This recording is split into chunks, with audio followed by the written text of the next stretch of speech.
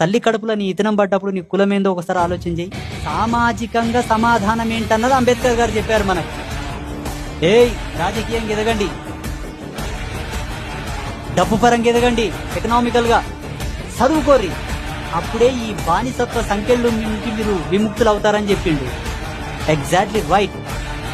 కులం అనేది గొప్పదే, అది ఇప్పుడు గజ్జయి అందరికి అంటువ్యాధిలాగా మారిపోయింది.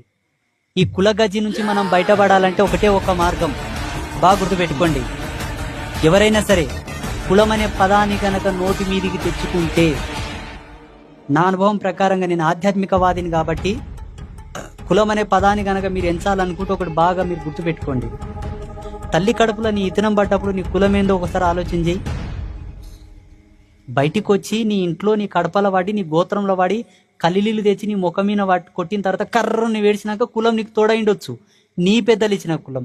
నీ కడుపులో తల్లి కడుపులో ఇతనం పడ్డప్పుడు ఏంది నీది? ఎవరన్నా మీ ఇంటి ముందరికి వచ్చి ఏమన్నా మాట్లాడితే, ఏ మాది కొడుక, ఏ బోయ కొడుక, ఏ లంబడోడా, ఇట్లా అనకండి.